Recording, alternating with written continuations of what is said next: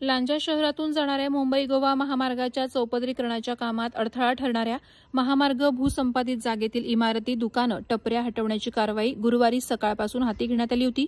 यावेळी कोणताही अनुचित प्रकार घडू नये यासाठी मोठा पोलीस फौजफाटा तसंच राज्य राखीव पोलीस दलाची तुकडी तैनात करण्यात आली होती।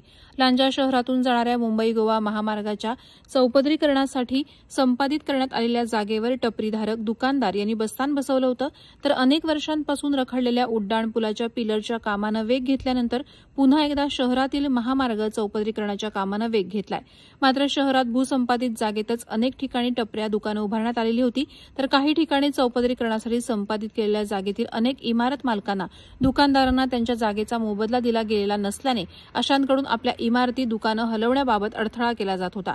लांजा शहरातील एकूण 47 प्रकरणात अशा प्रकारे इमारत मालकांनी आपल्या बांधकामांवर हातोडा फिरवण्यास नकार दिला होता। त्यामुळे शहरात मुंबई-गोवा महामार्गाच्या चौपदरीकरणाचं काम पूर्णपणे रखडलं होतं।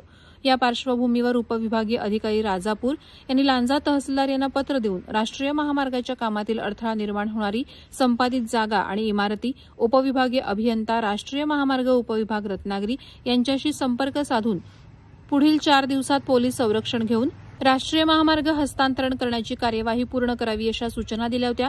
त्याचप्रमाणे यासाठी लांजा महसूल नायब तहसीलदार सुरेंद्र भोजे, त्याचप्रमाणे त्या निवडणूक नायब तहसीलदार विलास सरफरे या दोघांची कार्यकारी दंडाधिकारी म्हणून नेमणूक करण्यात आली होती। संबंधित जागा, इमारती मालक, दुकानदार यांना देखील याबाबतची कल्पना देण्यात आली होती।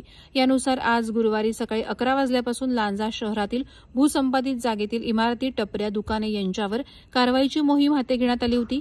या कारवाईवेळी लांजा तहसीलदार प्रियंका ढोले, लांजा पोलीस निरीक्षक निळकंठ बगळे यांच्यासह राष्ट्रीय महामार्ग विभागाचे अभियंता, संबंधित ठेकेदार, कंपनीचे अधिकारी यावेळी उपस्थित होते।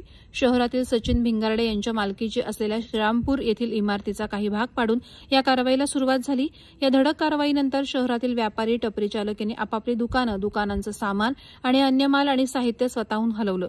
प्रशासनाच्या या धडक कारवाईनंतर मुंबई-गोवा महामार्गाच्या लांजा शहरातील अनेक वर्षांपासून रखडलेल्या कामाला त्यामुळे गती येणार आहे। प्रहार डिजिटलसाठी संतोष कोत्रे, लांजा।